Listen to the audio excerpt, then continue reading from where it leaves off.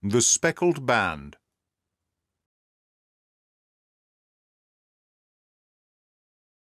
You can imagine from what I say that my poor sister Julia and I had no great pleasure in our lives. No servant would stay with us, and for a long time we did all the work of the house. She was but 30 at the time of her death, and yet her hair had already begun to whiten, even as mine has. Your sister is dead, then? She died just 2 years ago, and it is of her death that I wish to speak to you. You can understand that, living the life which I have described, we were little likely to see anyone of our own age and position. We had, however, an aunt, my mother's maiden sister, Miss Honoria Westphale, who lives near Harrow, and we were occasionally allowed to pay short visits at this lady's house. Julia went there at Christmas 2 years ago, and met there a half-pay Major of Marines, to whom she became engaged. My stepfather learnt of the engagement when my sister returned, and offered no objection to the marriage. But within a fortnight of the day which had been fixed for the wedding, the terrible event occurred which has deprived me of my only companion. Sherlock Holmes had been leaning back in his chair with his eyes closed, and his head sunk in a cushion, but he half opened his lids now and glanced across at his visitor. "Pray be precise as to the details," said he. "It is easy for me to be so, for every event of that dreadful time is seared into my memory. The manor house is, as I have already said, very old, and only one wing is now inhabited. The bedrooms in this wing are on the ground floor, the sitting-rooms being in the central block of the buildings. Of these bedrooms, the first is Dr. Roylott's, the second my sister's, and the third my own.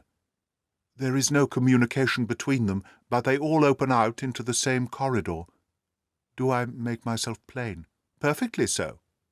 The windows of the 3 rooms open out upon the lawn.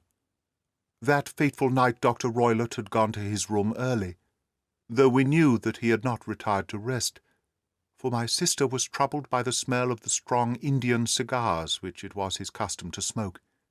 She left her room, therefore, and came into mine, where she sat for some time, chatting about her approaching wedding. At 11 o'clock she rose to leave me, but she paused at the door and looked back.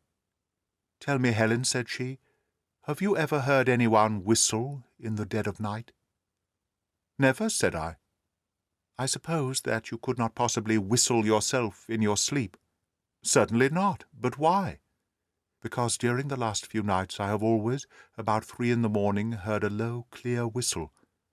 I am a light sleeper, and it has awakened me. I cannot tell where it came from, perhaps from the next room, perhaps from the lawn.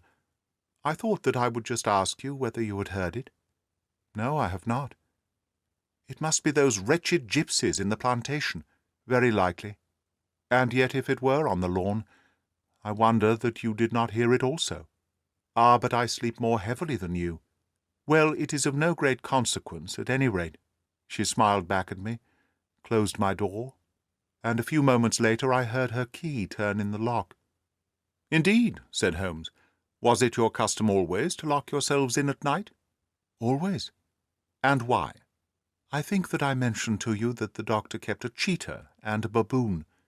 We had no feeling of security unless our doors were locked." "Quite so. Pray proceed with your statement." "I could not sleep that night. A vague feeling of impending misfortune impressed me.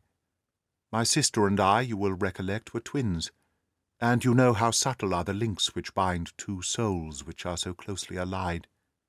It was a wild night. The wind was howling outside, and the rain was beating and splashing against the windows.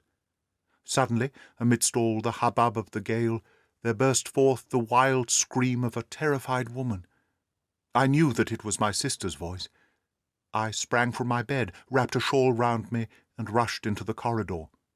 As I opened my door I seemed to hear a low whistle such as my sister described, and a few moments later a clanging sound, as if a mass of metal had fallen.